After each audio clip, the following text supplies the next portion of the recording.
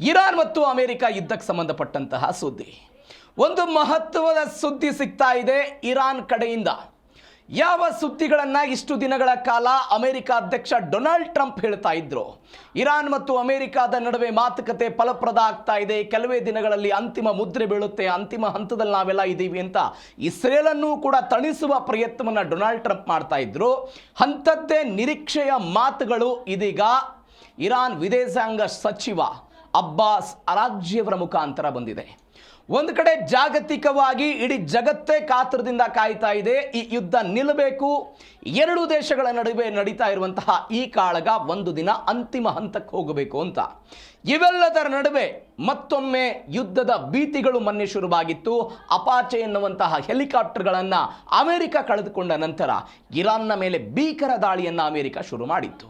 ಈ ಭೀಕರ ದಾಳಿ ಮತ್ತೊಮ್ಮೆ ಪೂರ್ಣ ಪ್ರಮಾಣದ ಯುದ್ಧವಾಗಿ ಕನ್ವರ್ಟ್ ಆಗಬಹುದು ಎನ್ನುವಂತಹ ಲೆಕ್ಕಾಚಾರದ ನಡುವೆ ಇಲ್ಲ, ಅಮೆರಿಕಾದ ಜೊತೆಗೆ ಮಾತುಕತೆ ಫಲಪ್ರದ ಆಗ್ತಾ ಇದೆ, ಕೆಲವೇ ದಿನಗಳು ಅಂತಿಮ ಹಂತದಲ್ಲಿ ಇದೆ ಎನ್ನುವಂತಹ ನಿಟ್ಟಿನಲ್ಲಿ ಇದೀಗ ಇರಾನ್ನ ವಿದೇಶಾಂಗ ಸಚಿವ ಅಬ್ಬಾಸ್ ಅರಾಗ್ಜಿ ಮಾತನಾಡಿದ್ದಾರೆ. ಆ ಮುಖಾಂತರ ಯುದ್ಧ ಅನ್ನೋದು ಒಂದು ನಿರ್ಣಾಯಕ ಹಂತಕ್ಕೆ ಬಂದು ನಿಂತಿದೆ. ಹಾಗಾದರೆ ಏನಾಗ್ತಾ ಇದೆ? ಇರಾನ್ ಮತ್ತು ಅಮೆರಿಕದ ಈ ಮಾತುಕತೆಯ ನಡುವೆ ಯಾವೆಲ್ಲ ವಿಚಾರಗಳಿಗೆ ಕೊಡಲಾಗಿದೆ? ಯುರೇನಿಯಂ ಕೂಡ ಸೇರ್ಕೊಂಡಿದೆಯಾ? ಹಾರ್ಮೂಜ್ ಕೂಡ ಸೇರ್ಕೊಂಡಿದೆಯಾ? ಇದಕ್ಕೆ ಅಮೆರಿಕ ಏನು ಹೇಳ್ತಾ ಇದೆ? ಇದೇ ಮೊದಲ ಸುದ್ದಿ.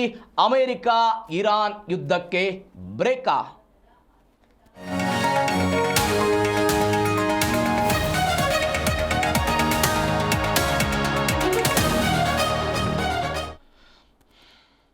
ಫೆಬ್ರವರಿ 28ನೇ ತಾರೀಕಿಗೆ ಶುರುವಾಗಿದ್ದಂತಹ ಯುದ್ಧ ಏಪ್ರಿಲ್ 7ನೇ ತಾರೀಕಿಗೆ ಕದನ ವಿರಾಮದ ಮುಖಾಂತರವೂ ಕೂಡ ನೇರವಾಗಿ ನಡೀತಾ ಇತ್ತು.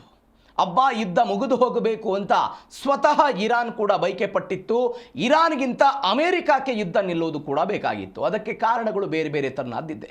ಬೇರೆ ಬೇರೆ ತರನಾದಂತಹ ಕಾರಣಗಳನ್ನು ಮುಂದಿಟ್ಟುಕೊಂಡು ಅಮೆರಿಕ ಪಾಕಿಸ್ತಾನದ ಮುಖಾಂತರ, ಕತಾರ್ನ ಮುಖಾಂತರ, ಒಮಾನ್ ತನ್ನ 50 ವರ್ಷಗಳ ಹಳೆಯ ಮಿತ್ರ ದೇಶವಾಗಿರುವಂತಹ ಒಮಾನ್ ಮುಖಾಂತರವೂ ಕೂಡ ಈ ಸಂದಿಗ್ಧ ಪರಿಸ್ಥಿತಿಯನ್ನು ಶಮನ ಮಾಡೋದಕ್ಕೆ ಅಮೆರಿಕ ಪ್ರಯತ್ನವನ್ನು ಪಟ್ಟಿತ್ತು. ಈ ಅಮೆರಿಕದ ಬೇಡಿಕೆಗಳು, ಇರಾನ್ನ ಪ್ರತಿಕ್ರಿಯೆ, ಅಮೆರಿಕದ ಬೇಡಿಕೆಗಳನ್ನು ಇರಾನ್ ಒಪ್ಕೊಳ್ತಾ ಇರಲಿಲ್ಲ. ಪರಮಾಣು ವಿಚಾರದಲ್ಲಿ, ಯುರೇನಿಯಂ ವಿಚಾರದಲ್ಲಿ, ಹಾರ್ಮೂಜ್ ವಿಚಾರದಲ್ಲಿ ಅಮೆರಿಕದ ಬೇಡಿಕೆಗಳನ್ನೆಲ್ಲವನ್ನು ಕೂಡ ಇಂಟು ಮಾರ್ಕ್ ಹಾಕ್ತಾ ಬಂದಿತ್ತು. ನಾವೊಪ್ಪಲ್ಲ ಅಂತ. ಆದರೆ ಇವೆಲ್ಲದರ ಹೊರತಾಗಿಯೂ ಕೂಡ ಮಾತುಕತೆಗಳಾಗಬೇಕು ಅಂತ ಅಮೆರಿಕ ಬಯಸ್ತಾ ಬಂದಿತ್ತು. ಅಮೆರಿಕದ ಬಯಕೆ ಇತ್ತು, ಪರಮಾಣು ಕಾರ್ಯಕ್ರಮ ನಿಲ್ಲಬೇಕು, ಯುರೇನಿಯಂ ಅನ್ನು ಹಸ್ತಾಂತರ ಮಾಡಬೇಕು, ಹಾರ್ಮೂಜ್ ಮೊದಲು ಹೇಗಿತ್ತು ಹಾಗೆಯೇ ಮುಕ್ತ ಮಾರ್ಗವಾಗಿ ಎಲ್ಲ ಅಂತಾರಾಷ್ಟ್ರೀಯ ಹಡಗುಗಳಿಗೆ ಓಡಾಟಕ್ಕೆ ಅವಕಾಶವನ್ನು ಮಾಡಿಕೊಡಬೇಕು, ಯಾವುದೇ ದಂಡ ಆಗಲಿ ಅದಾದ ನಂತರ ಯಾವುದೇ ಟೋಲ್ಗಳನ್ನು ವಿಧಿಸಬಾರದು ಅಂತ. ಇವೆಲ್ಲ ಬೇಡಿಕೆಗಳ ಹೊರತಾಗಿಯೂ ಕೂಡ ಇರಾನ್ ಕೂಡ ಕೆಲವೊಂದಿಷ್ಟು ಬೇಡಿಕೆಗಳನ್ನು ಇಟ್ಟಿತ್ತು. ಯಾವ್ಯಾವ ಬೇಡಿಕೆಗಳನ್ನು ಇಟ್ಟಿತ್ತು? ಹಾಗಾದರೆ ಅಮೆರಿಕ ಯಾವುದಕ್ಕೆಲ್ಲ ಒಪ್ಪಿಕೊಂಡಿದೆ? ಇವೆಲ್ಲದರ ಜೊತೆಗೆ ಅಬ್ಬಾಸ್ ಅರಾಗ್ಜಿ ಹೇಳ್ತಾ ಇದ್ದಾರೆ, ಒಪ್ಪಂದ ಈ ಹಿಂದೆಂದಿಗಿಂತಲೂ ಕೂಡ ತುಂಬ ಹತ್ತಿರದಲ್ಲಿದೆ ಅಂತ ಅಬ್ಬಾಸ್ ಅರಾಗ್ಜಿ ಕೊಟ್ಟಿರುವಂತಹ ಹೇಳಿಕೆ. ಹಾಗಾದರೆ ಪ್ರಗತಿ ಸಾಧಿಸಿಬಿಟ್ಟಿದೆಯಾ ಮಾತುಕತೆ? ಯಾವಾಗ ಸೈನ್ ಆಗಬಹುದು? ಪಾಕಿಸ್ತಾನದ ಪಾತ್ರ ಏನು? ಪಾಕಿಸ್ತಾನದ ಶಹಬಾಜ್ ಶರೀಫ್ ಈ ವಿಚಾರಕ್ಕೆ ಸಂಬಂಧಪಟ್ಟಂತೆ ಒಂದು ಮಹತ್ವದ ಅಪ್ಡೇಟ್ ಕೂಡ ಕೊಟ್ಟಿದ್ದಾರೆ. ಏನೆಲ್ಲ ಬೆಳವಣಿಗೆಗಳಾಯಿತು ಡೀಟೇಲ್ಸ್ ನೋಡ್ತಾ ಹೋಗೋಣ. ಬದ್ಧ ವೈರಿಗಳ ನಡುವೆ ಇದೀಗ ಶಾಂತಿ ಮಂತ್ರದ ಜಪ. ಬದ್ಧ ವೈರಿಗಳು 79ರಿಂದ ಹಿಡಿದು 2026ರ ತನಕ ಅನೇಕ ಕಾದಾಟಗಳಾಗಿದೆ. ಅನೇಕ ಕಾದಾಟಗಳ ನಡುವೆ ಅಮೆರಿಕ ಮೇಲುಗೈ ಸಾಧಿಸಿ ಆರ್ಥಿಕ ದಿಗ್ಬಂಧನಗಳನ್ನು ಇರಾನ್ ಮೇಲೆ ಹಾಕಿದ್ದನ್ನು ನಾವೆಲ್ಲ ನೋಡಿದ್ದೀವಿ. ಇದೀಗ 2026ರಲ್ಲಿಯೂ ಕೂಡ ಶುರುವಾಗಿತ್ತು. ಇರಾನ್ನ ವಿದೇಶಾಂಗ ಸಚಿವ ಅಬ್ಬಾಸ್ ಅರಾಗ್ಜಿ ಮಹತ್ವದ ಸುಳಿವು ಕೊಟ್ಟಿದ್ದಾರೆ. ಅಮೆರಿಕ ಇರಾನ್ ಒಪ್ಪಂದ ಇಷ್ಟು ಹತ್ತಿರಕ್ಕೆ ಹಿಂದೆಂದೂ ಬಂದಿರಲಿಲ್ಲ ಹೀಗಂತ ಎಕ್ಸ್ನಲ್ಲಿ ಪೋಸ್ಟ್ ಮಾಡಿ ಒಪ್ಪಂದದ ಪ್ರಗತಿಯನ್ನು ಬಿಚ್ಚಿಟ್ರು. ಟ್ರುತ್ ಸೋಷಿಯಲ್ ಮುಖಾಂತರ ಅರಾಗ್ಜಿ ಪೋಸ್ಟನ್ನು ಟ್ರಂಪ್ ಹಂಚಿಕೊಂಡಿದ್ದಾರೆ. ಯುದ್ಧದ ಭೀತಿಯ ನಡುವೆ ರಾಜತಾಂತ್ರಿಕ ಮಟ್ಟದಲ್ಲಿ ಒಂದು ಮಹತ್ವದ ಜಯ ಸಿಕ್ಕಿದೆ ಅಂತ ನೀವು ಗಮನಿಸಿ. ಫೆಬ್ರವರಿ 28ನೇ ತಾರೀಕಿಗೆ ಯುದ್ಧ ಶುರುವಾಯಿತು. ಅದಕ್ಕಿಂತ ಮೊದಲು ಫೆಬ್ರವರಿ 6ನೇ ತಾರೀಕಿಗೆ ಒಮಾನ್ ವಿದೇಶಾಂಗ ಸಚಿವರ ಮಧ್ಯಸ್ಥಿಕೆಯಲ್ಲಿ ಉಭಯ ದೇಶಗಳು ಮಾತುಕತೆಯನ್ನು ಆರಂಭ ಮಾಡಿದ್ವು. ಯಾವುದಕ್ಕೆ? ಈ ಷರತ್ತುಗಳು ಎಲ್ಲದರ ಹೊರತಾಗಿಯೂ ಯುರೇನಿಯಂ ವಿಚಾರ, ಪರಮಾಣು ವಿಚಾರ ಫೆಬ್ರವರಿ 6ನೇ ತಾರೀಕಿಗೆ ಒಮಾನ್ನ ಮಧ್ಯಸ್ಥಿಕೆಯಲ್ಲಿ ಶುರುವಾಯಿತು ಮಾತುಕತೆ. ಅವತ್ತು ಸಮಯದಲ್ಲೂ ಕೂಡ ಎಲ್ಲ ತಿರಸ್ಕಾರ ಆಯಿತು ಷರತ್ತುಗಳು. ಒನ್ಸ್ ಅಗೇನ್ ಫೆಬ್ರವರಿ 20ನೇ ತಾರೀಕಿಗೆ ಡೊನಾಲ್ಡ್ ಟ್ರಂಪ್ 10 ದಿನಗಳ ಗಡುವನ್ನು ಕೊಟ್ಟರು. ಯಾರಿಗೆ? ಇರಾನ್ಗೆ. ನಮ್ಮ ಬೇಡಿಕೆಗಳನ್ನು ನೀವು ಒಪ್ಪಿಕೊಳ್ಳಬೇಕು ಅಂತ 10 ದಿನಗಳ ಕಾಲ ಅವಕಾಶವನ್ನು ಇರಾನ್ ಅವರಿಗೆ ಕೊಟ್ಟರು. ಆಗಲೂ ಕೂಡ ಇರಾನ್ ಒಪ್ಕೊಳ್ಳಿಲ್ಲ. ಫೆಬ್ರವರಿ 27ನೇ ತಾರೀಕಿಗೆ ಸಭೆ ಆಯಿತು. ಈ ಸಭೆಯಲ್ಲೂ ಕೂಡ ಇರಾನ್ನವರು ಒಪ್ಕೊಳ್ಳಿಲ್ಲ. ಅದರ ಪರಿಣಾಮವಾಗಿ ಫೆಬ್ರವರಿ 28ನೇ ತಾರೀಕಿಗೆ ಇಸ್ರೇಲ್ ಮತ್ತು ಅಮೆರಿಕ ಸೇರಿಕೊಂಡು ದೊಡ್ಡ ಮಟ್ಟದ ಒಂದು ದಾಳಿಯನ್ನು ಇರಾನ್ ವಿರುದ್ಧ ಶುರು ಮಾಡಿದ್ರು. ಈ ಇರಾನ್ನ ದಾಳಿಯಲ್ಲಿ ಇರಾನ್ ತನ್ನ ನಾಯಕರನ್ನು ಕಳೆದುಕೊಂಡು ಬಿಡ್ತು 28ನೇ ತಾರೀಕಿಗೆ. ಅದಾದ ನಂತರ ಪಾಕಿಸ್ತಾನದ ಇಸ್ಲಾಮಾಬಾದ್ನಲ್ಲಿ ಏಪ್ರಿಲ್ 11, 12ನೇ ತಾರೀಕಿಗೆ ಅನೇಕ ದಶಕಗಳ ನಂತರ ಅಮೆರಿಕದ ಪ್ರತಿನಿಧಿಯೊಬ್ಬರು ಇಸ್ಲಾಮಾಬಾದಿಗೆ ಹೋದರು. ಅಮೆರಿಕದ ಉಪಾಧ್ಯಕ್ಷ JD ವ್ಯಾನ್ಸ್ ಹೋದರು. ಇರಾನ್ನ ಸ್ಪೀಕರ್ ಮೊಹಮ್ಮದ್ ಬಾಗರ್ ಗಲಿಬಾಫ್ ಕೂಡ ಹೋದರು. ಇಸ್ಲಾಮಿಕ್ ಕ್ರಾಂತಿಯ ನಂತರ ಒಂದು ದೊಡ್ಡ ಮಟ್ಟದ ನೇರು ಮಾತುಕತೆ ಅಮೆರಿಕ ಮತ್ತು ಇರಾನ್ನ ನಡುವೆ ನಡೀತು. ಅದು ಕೂಡ ವಿಫಲ ಆಗಿ ಹೋಯಿತು. ಅಂದರೆ ಮಾತುಕತೆ ಹೇಗೆ ಫಲಪ್ರದ ಆಗ್ತಾ ಬಂತು ಅನ್ನೋದು ನಾನು ಹೇಳ್ತಾ ಇದ್ದೀನಿ. ಫೆಬ್ರವರಿ ತಿಂಗಳಲ್ಲಿ ಏನಾಯಿತು, ಮಾರ್ಚ್ ತಿಂಗಳಲ್ಲಿ ಸಂಪೂರ್ಣವಾಗಿ ಮಾತುಕತೆಯ ಪ್ರಶ್ನೆ ಇಲ್ಲ. ಹೊಡೆದಾಟ, ಬಡದಾಟ, ಯುದ್ಧ ಎಲ್ಲವೂ ಕೂಡ ಮಾರ್ಚ್ನಲ್ಲಾಯಿತು. ಏಪ್ರಿಲ್ ವೇಳೆಗೆ ಮಾತುಕತೆ ಆಗಬೇಕು ಅಂತ ಮಾತುಕತೆಗಳೆಲ್ಲವೂ ಕೂಡ ಶುರುವಾಯಿತು. ಅದರಲ್ಲಿ ಅಣು ಬಿಕ್ಕಟ್ಟಿನ ಹಿನ್ನಡೆ ಆಯಿತು. ಮೊದಲಿದ್ದು ಈ ಪರಮಾಣು ಕಾರ್ಯಕ್ರಮವನ್ನು ಬಿಡಬೇಕು ಅನ್ನೋದು ಅಮೆರಿಕದ ದೊಡ್ಡ ಬೇಡಿಕೆ ಆಯಿತು.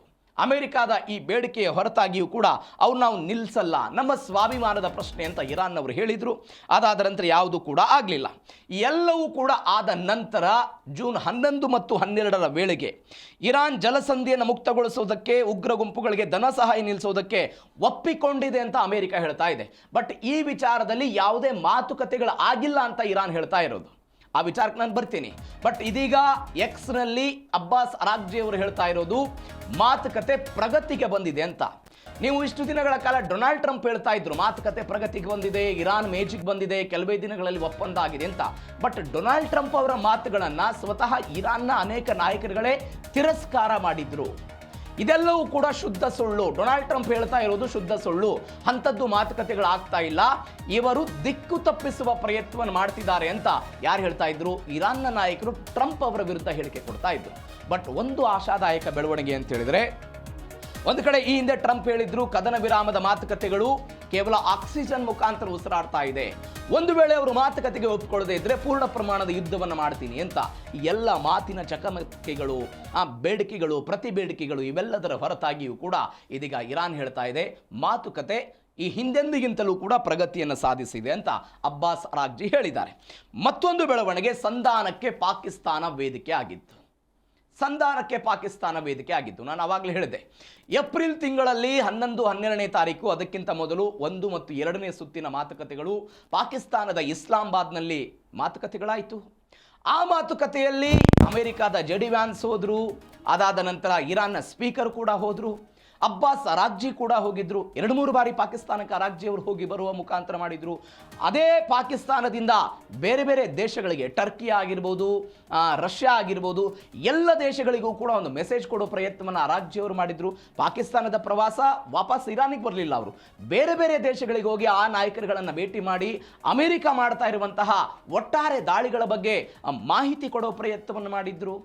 ಒಂದು ಕಡೆ ಟ್ರಂಪ್ ಅವರು ಹೋಗಿ ಚೀನಾಗೆ ಭೇಟಿ ಮಾಡಿ ಬಂದರು. ಚೀನಾ ಕೂಡ ಇರಾನ್ನ ಪರಮಾಣು ಕಾರ್ಯಕ್ರಮವನ್ನು ಒಪ್ತಾ ಇಲ್ಲ ಅಂತ ಬಂದು ಜಗತ್ತಿನ ಮುಂದೆ ಹೇಳೋ ಪ್ರಯತ್ನವನ್ನು ಮಾಡಿದ್ರು.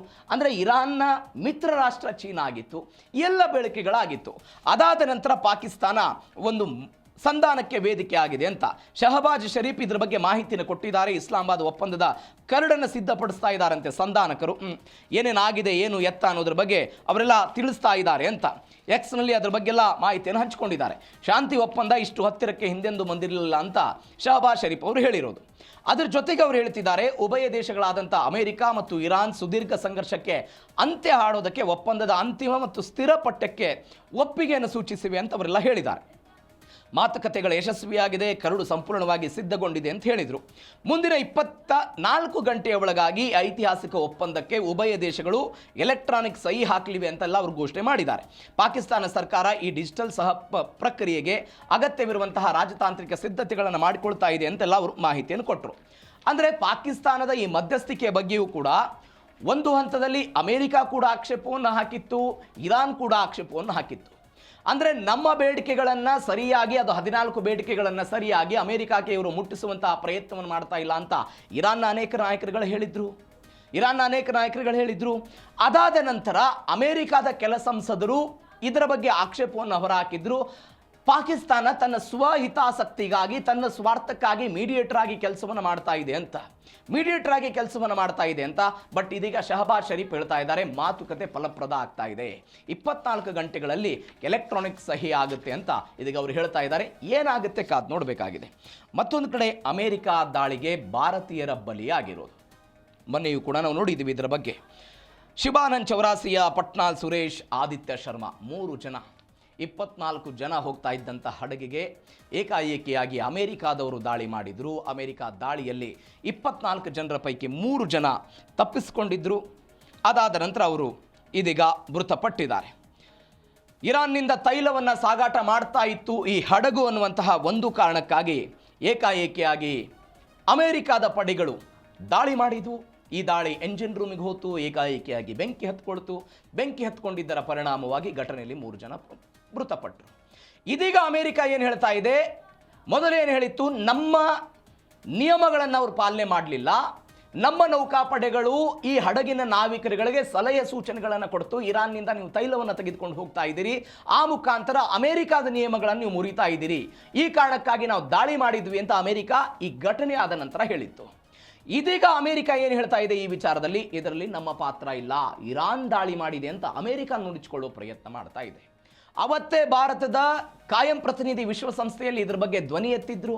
ಇದೊಂದು ಅಕ್ಷಮ್ಯ ಅಪರಾಧ, ಅಂತಾರಾಷ್ಟ್ರೀಯ ಜಲಮಾರ್ಗಗಳಲ್ಲಿ ಎಲ್ಲ ಹಡಗುಗಳ ಮುಕ್ತ ಚಲಾವಣೆಗೆ ಅವಕಾಶ ಇರಬೇಕು, ಅಮೆರಿಕ ಆ ನಿಯಮಗಳನ್ನು ಮೀರಿ ನಡೀತಾ ಇದೆ ಅಂತ ಅವತ್ತು ವಿಶ್ವಸಂಸ್ಥೆಯಲ್ಲಿ ಭಾರತ ಇದರ ಬಗ್ಗೆ ಪ್ರಶ್ನೆ ಮಾಡಿತ್ತು.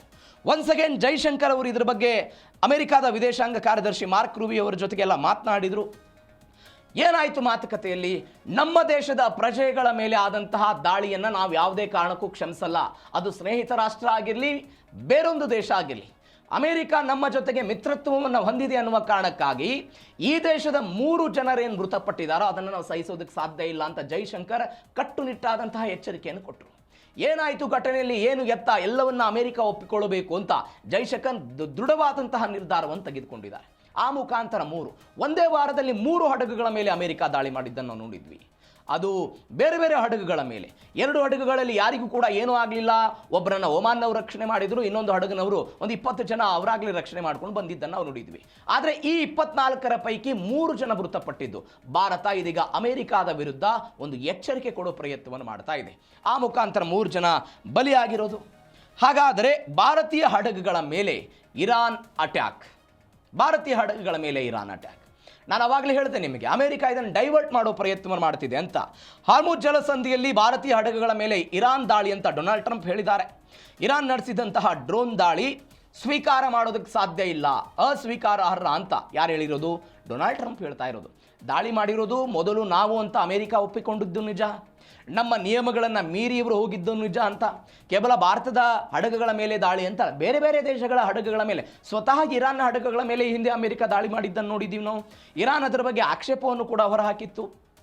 ಯಾಕಂದರೆ ಇರಾನ್ನಿಂದ ಒಂದೇ ಒಂದು ತೊಟ್ಟು ತೈಲ ಹೊರಗೆ ಹೋಗಬಾರ್ದು ಅಂತ. ಬಟ್ ಅವರಿಗೆ ತಪ್ಪು ಮಾಹಿತಿ ಹೋಗಿದೆ ಅಂತ ಅಮೆರಿಕ ಹೇಳ್ತಾ ಇದೆ. ಯಾವ ಹಡಗಿನ ಮುಖಾಂತರ ಇವರೆಲ್ಲರೂ ಕೂಡ ಬರ್ತಾ ಇದ್ರಲ್ಲ ಭಾರತೀಯ ಸಿಬ್ಬಂದಿ, ಅದರಲ್ಲಿ ಇರಾನ್ನ ತೈಲವೇ ಇರಲಿಲ್ಲ. ಇದೊಂದು ಇಂಟೆಲಿಜೆನ್ಸ್ ಫೇಲ್ಯೂರ್ ಆಗಿದೆ ಅಮೆರಿಕಾದಿಂದ ಅಂತ ಭಾರತ ಇವತ್ತು ಹೇಳ್ತಾ ಇದೆ ಅಮೆರಿಕಕ್ಕೆ. ನಿಮಗೆ ಬಂದಂತಹ ತಪ್ಪು ಮಾಹಿತಿ ಅನ್ವಯ, ಆ ತಪ್ಪು ಮಾಹಿತಿ ಅನ್ವಯ ಈ ಹಡಗಿನ ಮೇಲೆ ಅಮೆರಿಕ ದಾಳಿ ಮಾಡಿದೆ ಅಂತ ಇವತ್ತು ಭಾರತ ಅಮೆರಿಕಕ್ಕೆ ಒಂದು ಎಚ್ಚರಿಕೆ ಕೊಡ್ತು. ಇದಾದ ನಂತರ ಟ್ರಂಪ್ ಅವರು ತಪ್ಪಿಸ್ಕೊಳ್ಬೇಕಲ್ಲ, ನಮಗೆ ಸಂಶಯ ಇದೆ ಇರಾನ್ ಇದ್ರ ಮೇಲೆ ದಾಳಿ ಮಾಡಿದೆ, ಇರಾನ್ ದಾಳಿ ಮಾಡಿದೆ ಅಂತ ಅವ್ರು ಹೇಳಿರೋದು. ಭಾರತೀಯ ಸಿಬ್ಬಂದಿ ಇದ್ದಂತಹ ವಾಣಿಜ್ಯ ಹಡಗುಗಳ ಮೇಲೆ ಹಾಗಾದರೆ ಇರಾನ್ ಕಣ್ಣಿಡ್ತಾ ಅಂತ. ಒಂದು ಕಡೆ ಈ ಹಿಂದೆ ಇದೇ ಇರಾನ್ ಭಾರತದ ನನ್ನ ಪರಮ ಮಿತ್ರ ದೇಶ ಅನ್ನುವ ಕಾರಣಕ್ಕಾಗಿ ತೈಲ ಹಡಗುಗಳಿಗೆ ಅವಕಾಶವನ್ನು ಮಾಡಿಕೊಟ್ಟಿತ್ತು. ನಮ್ಮಲ್ಲಿ ತೈಲ ವಿಪರೀತವಾದಂತಹ ಕೊರತೆ ಆದಾಗ. ಅದಾದ ನಂತರ IRGCಯು ಕೂಡ ಭಾರತದ ಹಡಗುಗಳ ಮೇಲೆ ದಾಳಿ ಮಾಡಿತ್ತು. ನಮ್ಮ ನಿಯಮಗಳನ್ನು ಭಾರತೀಯ ಹಡಗುಗಳು ಇವರು ಪಾಲನೆ ಮಾಡಲಿಲ್ಲ ಅನ್ನುವ ಕಾರಣಕ್ಕಾಗಿ ಅವತ್ತು ಕೂಡ ವಿದೇಶಾಂಗ ಇಲಾಖೆ ಇದ್ರ ಬಗ್ಗೆ ಪ್ರಶ್ನೆಯನ್ನು ಎತ್ತಿತ್ತು, ಚಕಾರನ್ನು ಎತ್ತಿತ್ತು. ಅಂದರೆ ಅಲ್ಲಿಯ ನಾಯಕತ್ವದ ಜೊತೆಗೆ ಜೈಶಂಕರ್ ಅವರು ಕೂಡ ಮಾತನಾಡಿದ್ದನ್ನು ನೋಡಿದ್ದೀವಿ. ಇದೀಗ ಒನ್ಸ್ ಅಗೇನ್ ಅವರು ಕಣ್ಣಿಟ್ರ ಅಂತ. ಜಾಗತಿಕ ಶಾಂತಿಗೆ ಅಮೆರಿಕವೇ ದೊಡ್ಡ ಬೆದರಿಕೆ ಅಂತ ಯಾರು ತಿರುಗೇಟ್ ಕೊಟ್ಟರು? ಇರಾನ್ ತಿರುಗೇಟ್ ಕೊಟ್ಟಿದೆ. ಅವರದ್ದೇ ಇದು ಕೃತ್ಯ ಅಂತ ಅವರು ಇವರ ಮೇಲೆ, ಇವರು ಅವರ ಮೇಲೆ ಹಾಕಿಕೊಳ್ಳೋ ಪ್ರಯತ್ನವನ್ನು ಮಾಡ್ತಾ ಇದ್ದಾರೆ. ಬಟ್ ಇವೆಲ್ಲ ಈಗ ಜೈಶಂಕರ್ ಅವರು ಹೇಳಿರೋದು ಏನು ಅಂತ ಹೇಳಿದ್ರೆ, ಮಾರ್ಕ್ ರೂಬಿಯೋ ಅವರ ಜೊತೆಗೆ ಇರಾನ್ ಮತ್ತು ಅಮೆರಿಕಾದ ನಡುವೆ ಯುದ್ಧ ಆಗ್ತಾ ಇದೆ, ನಿಮ್ಮ ಪರಸ್ಪರ ಕಾದಾಟಗಳಾಗ್ತಾ ಇರೋದು. ಈ ನಿಮ್ಮ ಕಾದಾಟದ ನಡುವೆ ಅಮಾಯಕ ಜನರ ಜೀವವನ್ನು ಯಾಕೆ ಬಲಿ ತೆಗೆದುಕೊಳ್ತಾ ಇದ್ದೀರಿ? ಇದು ಅಕ್ಷಮ್ಯ ಅಪರಾಧ ಅಂತ ಜೈಶಂಕರ್ ಅವರು ಹೇಳ್ತಾ ಇರೋದು. ಇದು ಸಹಜವಾಗಿ ಅಕ್ಷಮ್ಯ ಅಪರಾಧ. ಹೀಗಾಗಿ ಇದರ ಬಗ್ಗೆ ಕಠಿಣ ನಿಲುವನ್ನು ಭಾರತ ತೆಗೆದುಕೊಂಡಿದೆ ಅಮೆರಿಕಾದ ವಿರುದ್ಧ.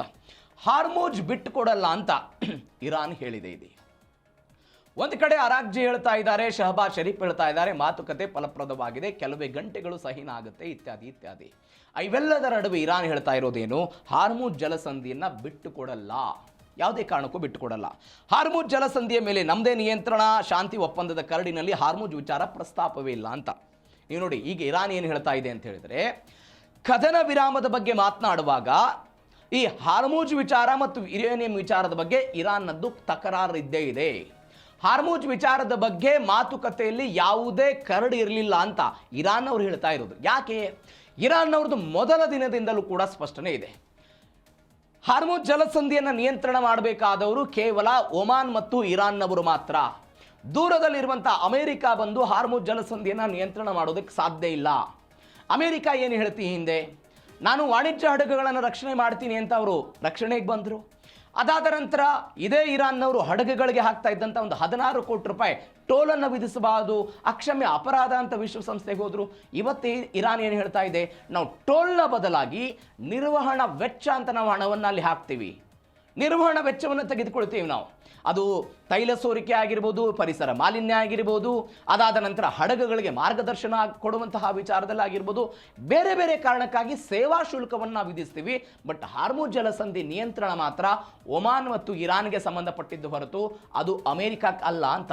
ಹೀಗಾಗಿ ಅವರು ಏನು ಹೇಳ್ತಾ ಇದ್ದಾರೆ, ಹಾರ್ಮುಜನ್ನು ಬಿಟ್ಟುಕೊಡಲ್ಲ ಅಂತ, ಹಾರ್ಮುಜನ್ನು ಬಿಟ್ಟುಕೊಡಲ್ಲ ಅಂತ.